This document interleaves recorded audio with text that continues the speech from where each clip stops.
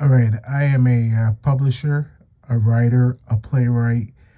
Honest Abe's Assassination is a murder mystery dinner theater that I produced in South Jersey at Wedgwood Country Club.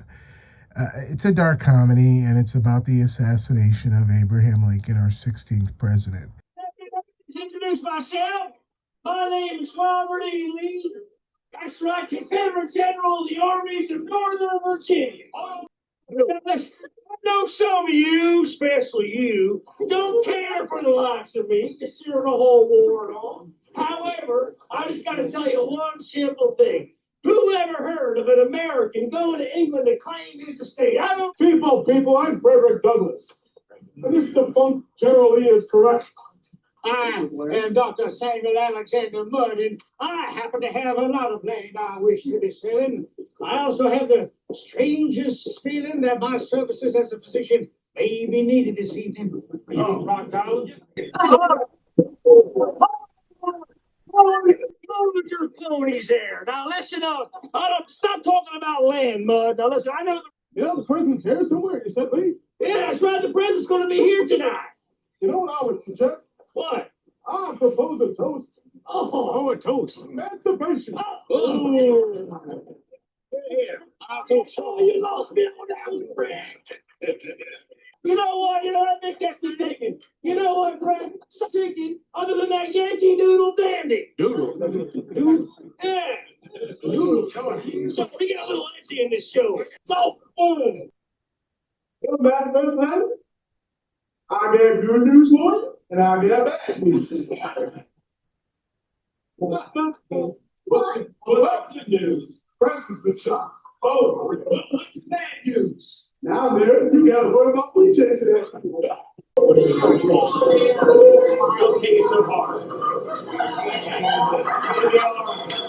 gonna be all right. Losing a little bit of control is hard. I'm so sorry.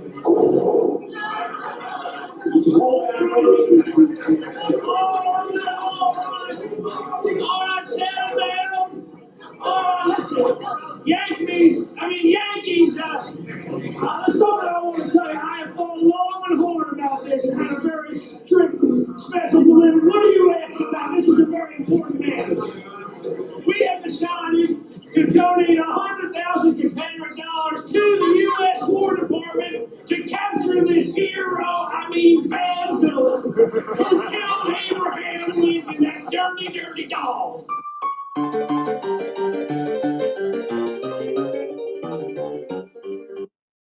The Emancipation Proclamation freeing the slaves was officially issued on January 1st, 1863, by President Abraham Lincoln. And there, however, was a preliminary version that was announced on September 22nd, 1862, and it was only after the Confederacy did not end its rebellion that the final proclamation went into effect on the first day, January 1863. So by the summer, Archbishop John Hughes, who laid the cornerstone for the building of St. Patrick's Cathedral in New York City, instigated the New York City bloody draft riots, which caused the desertion of the Irish Catholics in New York to leave the Union Army. Now, Archbishop Hughes of the Archbishop of New York, the one of the founders, I told you, the bricklayer for the cornerstone of St. Patrick's Cathedral, was our 16th President Abraham Lincoln's unofficial envoy to the Vatican at Rome, until he printed his sedition in his newspaper, calling for all Catholics to no longer support these abolitionists in the North. And it caused desertion. It caused riots in the streets of New York City There was kidnapping and lynching and burning of Caribbean and black people and anyone that the Confederate folks and those that they instigated to racism considered to be non-white. And this is American history. And this is the history that we don't want to talk about, how the Vatican, how the Catholic bishops in America, how Pope Pius IX himself. So the Emancipation Proclamation goes into effect in January 1st, 1863, but by the summer, there's lynching and killing and tarring and feathering of non-white people in New York City. Then, to end out the year, we're in this season. The reason for the season is Jesus, but we got to talk about December 1863, because by December 1863, Jefferson Davis, the first and last president of the Confederate States of America, the Confederacy, has been having these secret communications with Pope Pius IX.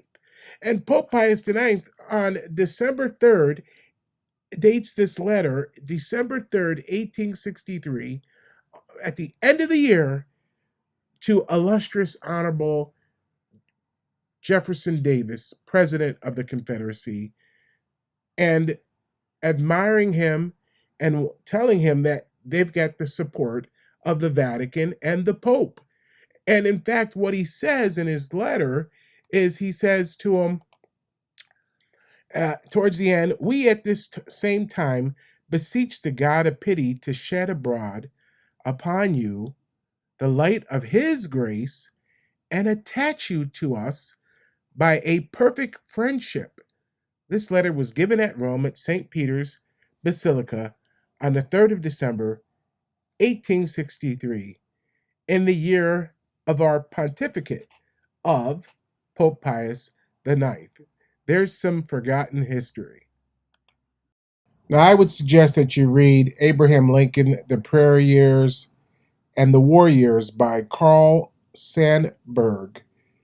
According to Lincoln biographer, the Jesuits were the ones that hatched the plot against Abraham Lincoln and helped the Surratt family and the archbishops, Catholic archbishops and bishops in the United States, plan the assassination of our 16th president, Abraham Lincoln. For the last close to 30 years, I've been writing books. This is a recent one, The Secret Idaca in Schenectady Cabal, Order of Sons of Italy in America. I ordered on September 4th, 2025, a Liverpool merchant house. It is about the Knights Hospitallers and international bankers that serve in the 4 inns of court called Lincoln's Inns in London, England. And these are the descendants, these international bankers, of the Roman Catholic Knights of Malta, Knights Hospitallers, and Knights Templars, Teutonic Knights, and of course the Jesuits, the Order of St. John.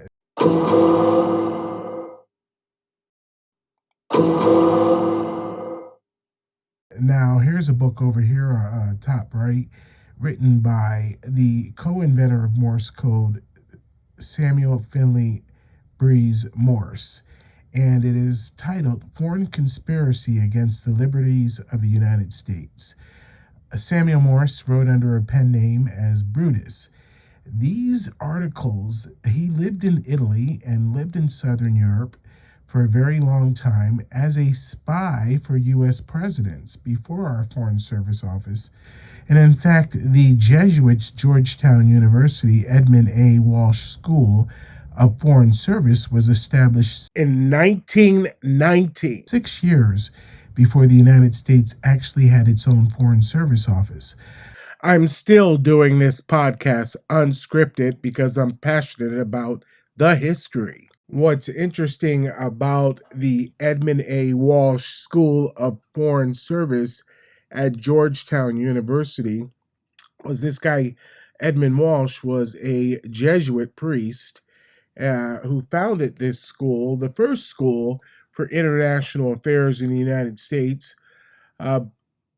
This guy, Edmund A. Walsh, he was running all around the world. He was going to Mexico, he was going to Russia, you name it. And he established this school in 1919 during the rise of fascism, Bolshevism, and Nazism to train America's, Great Britain's, and Germany's occult fool society diplomats, businessmen, bankers, merchants with an education focused on international relations through this Georgetown University Edmund A. Walsh School of Foreign Service and the American Catholic Historical Association, which was also established in 1919. Now, get this. This Edmund A. Walsh School of Foreign Service was renamed after the 9/11 terrorist attacks on America financier Saudi Prince Al-Walid. After the billionaire terrorism financier Saudi Prince Al-Walid gave $20 million each to Harvard University and to the Jesuits' Georgetown University. The Jesuits needed the money, and they got a lot of lawsuits. So they said they would rename the Edmund A. Walsh School of Foreign Service His Royal Highness Prince Al-Walid bin Talal Center for Muslim and Christian Understanding. This is the thing. I write as a playwright, as a writer, as a Christian apologist. I write in the style of Mel Brooks. And if you remember at the end of Blazing Saddles, Mel Brooks has the Nazis fighting with all these other groups, and it's a dark comedy. And this is what Honest Abe's Assassination is. It's a dark comedy. But it also includes the history of the Jesuits. It includes we have a part where everybody in the audience is given a fan, and they're supposed to scream out during the play, "It's not the Illuminati!" Well, you got to go back to history here, okay? When you look at John D. Rockefeller and the Anglo-Persian Oil Company and Saudi Aramco, that's the American Arabian Oil Company, going back to the 30s, the discovery of black gold, crude oil in the Middle East, and the concessions that were given to like DRC. And you got to think about Lawrence of Arabia and what he was doing over in the Middle East. T.E. Lawrence, also known as Lawrence of Arabia, Gertrude Bell advocated for independent Arab states in the Middle East following the collapse of the Ottoman Empire and supported the installation of the Hashemite dynasty in what is today Jordan and Iraq, ancient Babylon. The Apostle Peter in the Holy Bible also refers to Rome as Babylon in 1 Peter chapter 5, verse 13. And now you have this Jesuit Edmund A. Walsh School of Foreign Service, renamed after the financier of the 9/11 terrorist attacks on America that nobody likes to talk about. But this is the history they'd love to censor. They don't want you to connect the dots to how Edmund A. Walsh arrived in Moscow, Russia, to carry out economic and financial interest of the Jesuits in the Vatican in Russia, how he went to and carried on these interests in Mexico and South America to control oil. But of course, they call it a diplomatic mission. But in the mid-1830s, U.S. presidents, especially Protestant presidents of the United States, realized that the power of the papacy and the Vatican and the Jesuits infiltrating America was a foreign conspiracy. So they commissioned Samuel Morse, who was a painter of presidents and landscapes, to travel and live in Italy and live in Southern Europe. And there he was able to use his cover as an artist and a historian and a traveler to uncover the conspiracy from the papacy as well as its international bankers, the Knights Hospitallers, the English Catholic Roman Knights of Malta, Anglo-Catholic, the Teutonic Knights, and all the or their affiliated Crown of England, and Rome's statue, eventually European Union influence upon America. So it is Rome. All roads lead to Rome.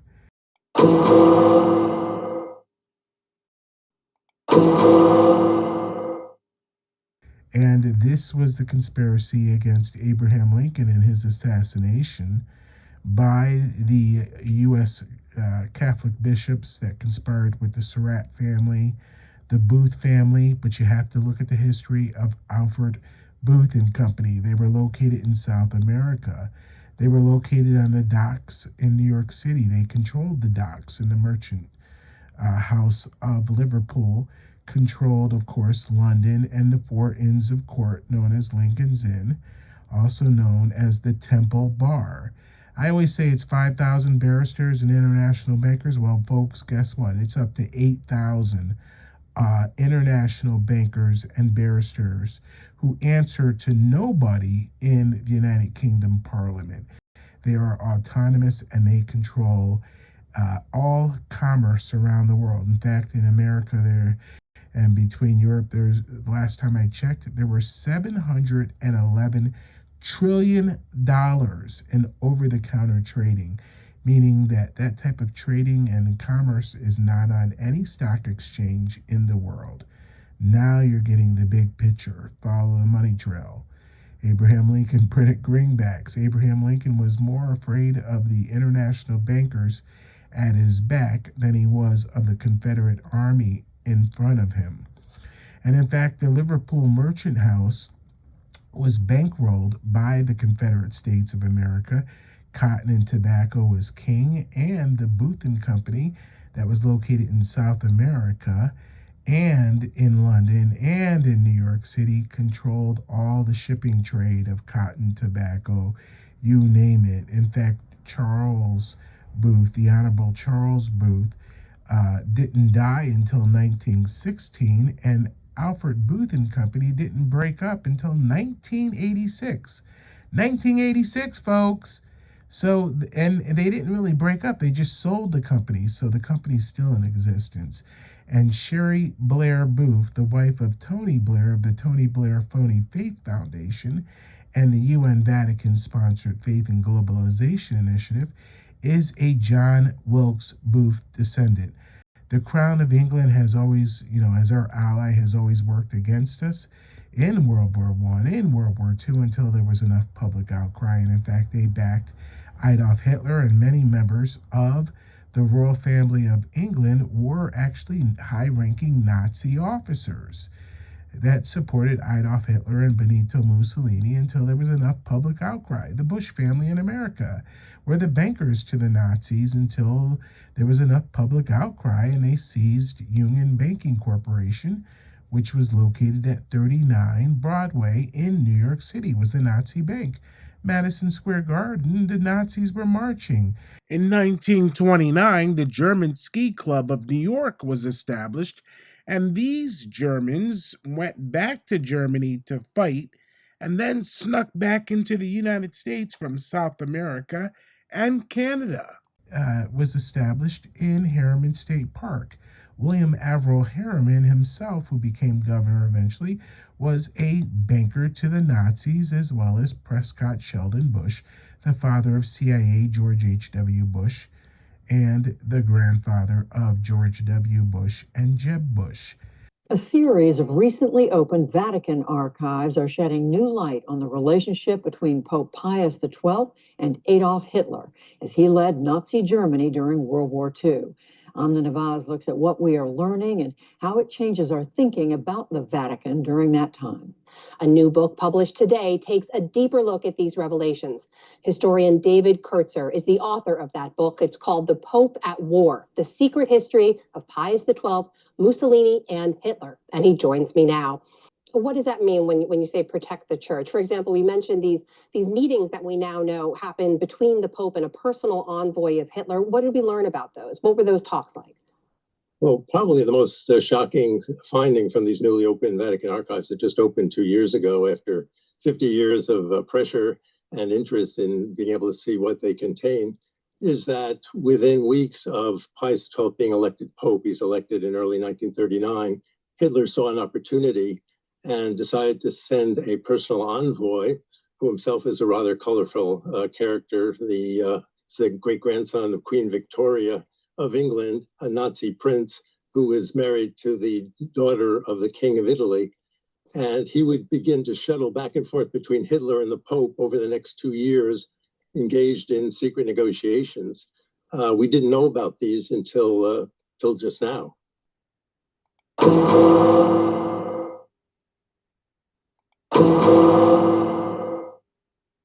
So now you're getting a big picture of how the Confederacy is still alive. In fact, all these outlaws hid gold, and they keep finding deposits of gold that were hidden by the Confederacy to stage another American Civil War. What is so bizarre is that the booksellers of Europe would not send me this book, A Liverpool Merchant House, that I had ordered on September 4th, 2025. I had to contact Amazon numerous times to contact the bookseller. This book traveled all over Europe, and then it sat in a holding house in the Netherlands for several months, and I did not receive it from September until the end of November. They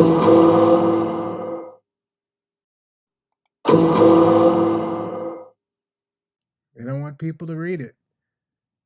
So what I did was, and in fact, when they finally released the book and sent it to me, was only after I went to the Schenectady County Public Library and had the reference desk order through their library archives a copy of the book, which then took another 8 to 9 days for them to locate the book and then to call me and have me pick it up at the reference desk at the Schenectady County Public Library. And then 2 weeks later, they released the book from this holding house in Europe, and I get my own first edition copy. Censorship. Now, when I returned to the Capital District in 2014, after 27 years working around the globe and publishing now for 26 years, but in 2014, I did a test market by working for the Jewish World newspaper, developing their food section and ghostwriting for Jane Golub of the Golub Corporation, who was the broker's liaison for the food businesses that sent us articles for Price Chopper Market 32. And I was able to develop the Jewish World, expand their reach by adding a bulk drop component, as well as increasing their food section. And then my adult daughters, we rented cars for them, and they distributed the bulk drop component of the Jewish World newspaper to all the Jewish community centers in the Berkshires, Saratoga Springs, Latham, Colony, and we put them in a lot of bulk drop locations. But here it is, Liverpool Merchant House. Only did they send me my purchased copy of this book only after I went to the Schenectady County Public Library and was able to get a copy sent through the archives. The archives, folks. Look at all these ships that the Booth, my ashy hands, but look at all these ships that the Booth family had. I'm going to show you the roster.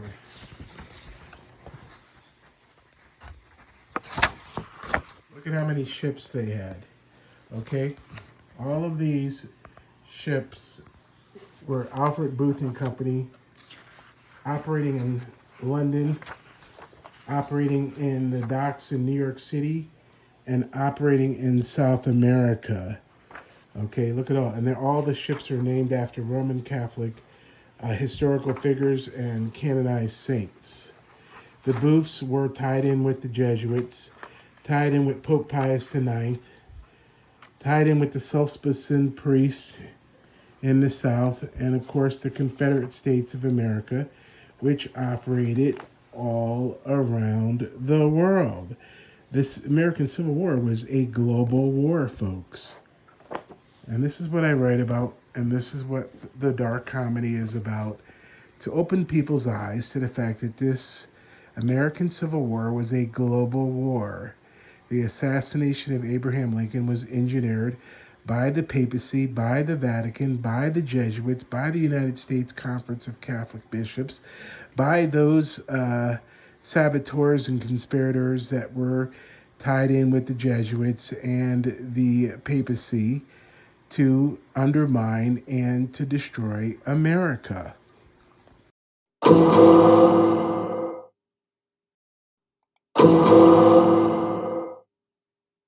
Otis Abe's Assassination is a murder mystery dinner theater that I produced. It's a dark comedy, and it's about the assassination of Abraham Lincoln, our 16th president. They took the air we used to breathe, closed the doors we used to leave, turned the light that used to shine into shadows crossing line. Give us back